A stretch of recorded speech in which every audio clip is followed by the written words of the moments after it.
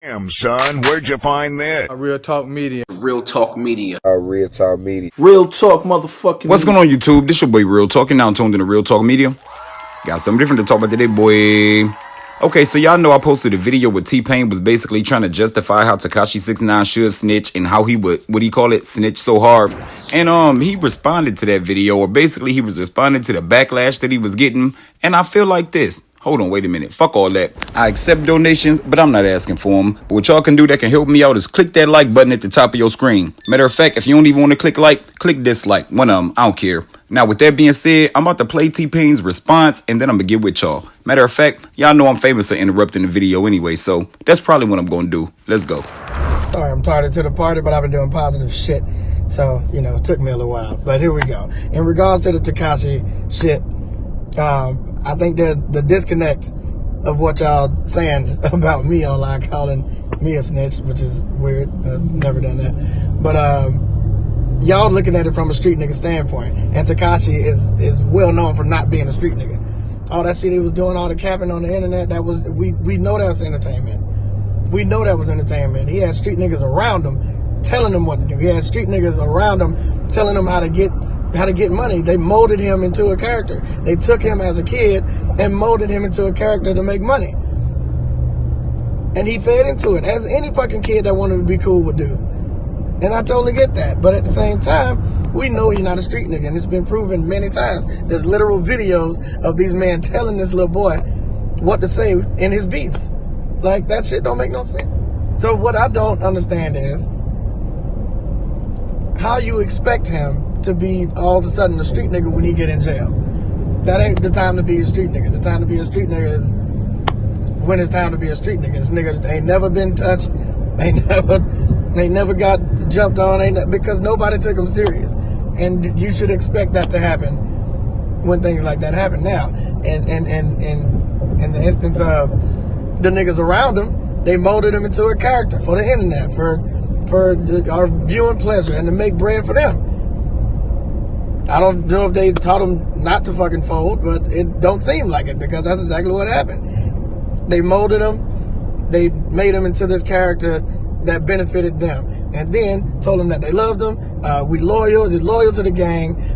Make sure you stay loyal, and then them same niggas kidnapped him, robbed him, put a gun to his girl head, demanded all the jewelry and the money in the house, put a hit out on him, took all his show money. Them same niggas, that's when the loyalty stopped right there. There is no, well, they did this to me, so I'm gonna, come on now, ain't none of that. And a lot of people are using the logic that, oh, well, they did it to his baby mom, and they was robbing him, and they was plotting to kill him. But nobody can tell me what Kuda B did for him to tell on him. I mean, come on now, I'm using y'all logic, because ain't no reason to snitch anyway. But what did Kuda B do? I'm using y'all logic. What did Kuda B do that can be considered disloyal against Tekashi for Tekashi to go snitch on him? I mean, I'm waiting. Y'all can't say, well, he shouldn't have been out there in the streets. He shouldn't have. Okay, because neither should Tekashi. Okay, so now y'all saying everything else everybody else did was disloyal. What was the reason for him snitching on Kuda B? The loyalty was over with. And that, I feel like that was a moment that he grew up. He probably grew up right in that moment and realized it be the niggas right by you. It be the niggas right by you, and the niggas that keep saying they love you and they loyal, that do the worst shit to you. And that was a teaching moment for him. But I don't know, nigga. I don't know not one motherfucker. I don't know one crazy person that's gonna do 50 stamps, 50 years for some niggas that did all that shit to you. What did Kuda B do that can be considered disloyal against Tekashi for Tekashi to go snitch on him? That straight up betrayed you before you even got in there. And then you get picked up first, and now everybody like, all right, well, don't say nothing. Not what? What the fuck? Y'all, it's the equivalent of a child molester molesting a child, molesting an innocent child that don't know what's going on, teaching the child how to be molested, and, making the child think it's okay, and then at the end say, don't tell nobody or we'll both get in trouble. It's kind of funny that you bring that up. It's like a child molester. It's like a child molester. But the person that you online defending is technically a child molester. I don't care nobody talking about something. Well, he ain't touched that 13-year-old girl. He just was recording her for a video and uploaded it. Okay, So he recorded a 13-year-old girl getting her guts bashed in and having sex with a grown man for a rap video and uploaded it. That's child porn. Okay, so y'all don't want to talk about that? What about these two right here? Martha Gold claims to have had a sexual relationship with 6ix9ine when she was 17. This new allegation puts the rapper in another round of previous sexual misconduct allegations that happened in 2015. Gold told Babe, "He keeps lying to Instagram and lying to all his fans and stuff. I'm not trying to put him in jail or anything, but he has to learn to stay in his lane." Gold says that she met the 21-year-old rapper on March 27, 2017 in California, where the age of consent is 18. She claims that she met up with 6ix9ine after he contacted her through Instagram. The two met, but prior to their first encounter, Gold says that she asked the rapper how old he was, and he said 20. "I said I had just turned 17, and he was like, oh, okay." So we stopped talking for a few hours, and then he texted me back, and he's like, "FaceTime me, are you down to link?" Gold continued to explain how the relationship unfolded, saying it just happened, and Babe reports that they have verification that the two hung out in late March while Gold was still a minor. Gold also told Babe that the two have kept in touch since February of this year and that she and the rapper had had about 6 or 7 sexual encounters. Now, when you add what this just said with his first case, things starting to look a little sketchy. However, you really can't say too much or prove too much from this either. So a lot of people said they wasn't going to really put that cable on him, even though they knew he was on papers for using the child in a sexual performance. Even if he didn't have sex with her, they gave him a pass. Then this video came out, or this story came out, they was trying to give him a pass. Now this is out. Y'all still gonna give him a pass? And niggas out here trying to defend a pedophile. Like, y'all are Tekashi 6ix9ine stands so hard that this nigga can fuck kids. A father with a daughter can fuck little girls, and y'all are defending him. Now tell me, if your daughter goes and she fucks a grown-ass man, you're gonna blame your daughter? You're gonna call your daughter a thought? Nah. I was a fucking kid, yo. Hello? Like, my goal wasn't to get him locked up. Ain't no defamation. Ain't no extortion. None of that. I didn't say, yo, give me this, or I'ma fucking leak this shit. It's the equivalent of a child molester molesting a child, molesting an innocent child that don't know what's going on, teaching the child how to be molested, and making the child think it's okay, and then at the end say, "Don't tell nobody, or we'll both get in trouble." That shit don't work. What? That's weird to me. At what point is it not a code? At what point is it not a code? At what point do we start defending niggas who like bashing in little girls' guts? It's not a code, and everybody's saying I'm soft, and I'm not looking at it from a street nigga standpoint. I represent the ghetto across the world, and you represent the hood. 2 hands in the sky. I'm so hood. I'm looking at it from a kid that was picked up at 18 years old, that wasn't doing this shit before 2 years ago, and all of a sudden is the most gangster fucking person on the internet. And I'm looking at this, y'all know this man ain't no street nigga. Y'all looking at it from a street nigga standpoint, and y'all looking at it the wrong way. You can't expect this man not to fold when he barely got the first bit of the training. I met and joined the 9 Trey blood gang. As a member of 9 Trey, the enterprise engaged in such activities including shooting at people, robbing people, and at times drug trafficking. The court. What was the thing after shooting people? The defendant. Robbing people. The court. Robbing people. Thank you. The defendant. We operated in Manhattan, Brooklyn, and the Bronx. As members of 9 Trey, we had disputes with rivals of 9 Trey, including disputes with our own members who we deemed disloyal to the organization. We engaged in these various criminal acts to preserve and enhance the power of 9 Trey. You can't just start snitching and say it was the 9 Trey. Our enterprise was engaged in activities that affected interstate and foreign commerce.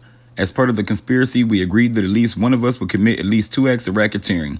In furtherance of the conspiracy, we at times knowingly used, carried, brandished, and discharged a gun in furtherance of the conspiracy.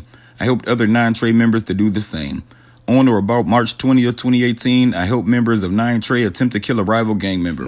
I did this to maintain and increase my own standing in 9 Trey. Reading this statement, it sounds like he's saying a lot of I's and we's. It don't seem like he's saying they made me do this. I was pressured. They forced me. I was under duress. They had a gun in my head. It sounds like he was a willing participant.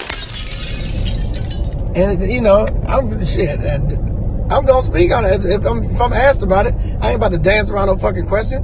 I don't know why y'all niggas, you shouldn't speak on those sheets. If I'm asked a fucking question, I'm gonna give my fucking opinion. I'm a grown ass man, dude. I'm saying whatever the fuck I want to. You damn right about that. And me too. And in my opinion, you a snitch-loving pedophile supporter. But at the same time, y'all know this man wasn't no street nigga, and y'all looking for him to do street nigga shit. And that is not how the code go. Y'all know it. Y'all call this nigga fake every day and then expect him to be real when he go to jail. That shit don't work like that. That's dumb. That's fucking stupidity. But I know for a fact, all y'all niggas that's saying, you ain't supposed to tell, you ain't supposed to do that. My nigga, you about to do 50 years for some niggas that just tried to kill you. That fucked your girl, and that robbed you at gunpoint, put you in a truck and drove you to your house and took everything out your house. And then when you get to jail, I gotta keep to the code, I gotta make sure them niggas is alright. You got me fucked up. As of right now, Kuda B is not implicated in the robbery and the fucking his baby mama and the kidnapping and setting him up. He was being loyal to Tekashi. Tekashi paid him to do a job and then told on him. So whether he snitch in the future, that's neither here nor there. We ain't got no evidence of that. Nor do you have evidence of Shotty snitching. So what's up with this shit with Kuda B though? Not if I'm fucking 20 years old in fucking jail about to get life or 50 years and shit. Nigga, you got to think about how this man thinking. I don't understand y'all niggas that saying y'all would take them 50 years. No, the fuck you wouldn't. Now, if you did some shit and you fucked up and you actually did the shooting and you did all that shit, you got to take that. I paid a person to shoot at a rival of 9 Trey to scare him. The shooting took place in Manhattan. Remember the Chief Keef shooting down there at the W Hotel? Okay. Well, he didn't say that part. I said that part. Anyway, back to what it said. I did this to maintain and increase my own standard in 9 Trey. In furtherance of this shooting, I knew that, I said furtherance, so what, nigga? I said I ain't professional. In furtherance of this shooting, I knew that a member of 9 Trey had discharged a gun. That's something you fucked up and did. But if you just taking instructions and you just around these niggas that actually do that shit, and you just following instructions and you being the internet puppet for all these niggas to make their bread and you making sure the team winning because they helping you be famous and you helping them get rich, I don't know what to fucking tell you, bro. 50 years? Bro, my nigga. That ain't no trying to save your own ass. That's realizing you've been getting fucked over this whole time. And niggas ain't never gave a shit about you from the beginning. That ain't no code no more. That's pure fucking stupidity. That ain't no fucking code, dude. It's fucked up. It is fucked up. God knows I don't want to see nobody go through this shit. I don't want to see nobody go to jail. Shit. But man, that man got the shitty end of the stick. Whoop. If he don't let his hair grow out to the real color and take them 6ix9ines off his body and he don't get to walk free, he gonna be giving somebody a shitty end of a stick while he locked up. T-Pain, I don't think you have the full scope or the full knowledge of what's going on. I think you basing your information off of little bits and clips and maybe some memes that you have seen and personal feeling. But I think if you took a minute to look at the transcripts, which I know you don't have time for, and you take a minute to really look and see what was going on, I think you might change your opinion. Because ain't no reason to snitch on nobody anyway, but it definitely wasn't a reason to snitch on Kuda B, especially not none that we know of right now. I mean, it's never a reason, it's never a cause, ain't nothing to justify it, but at the end of the day, that was fucked up. And if y'all can admit that it was fucked up that he snitched on Kuda B, then y'all still gotta admit that y'all man is snitch.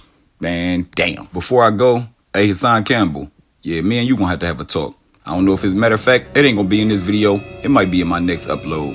So, some of y'all go ahead and hit that dislike button right now, because y'all know it's about to go down. With that being said, so forth and so on, and any other thing I be saying that y'all don't like, drop a comment down below and let me know what y'all think about this. I'm on Twitter at RealTalkBlogger.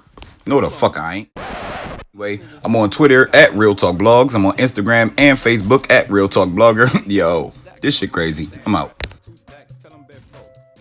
All it takes is the beat, then I start snapping. Back to rapping, y'all been acting like it's about fashion. Rocking them skinny jeans and them purses. Niggas be dressing like faggots. Doing gay ass dances, but ain't saying shit when they rhyme. But if the beat's something they can dance to, then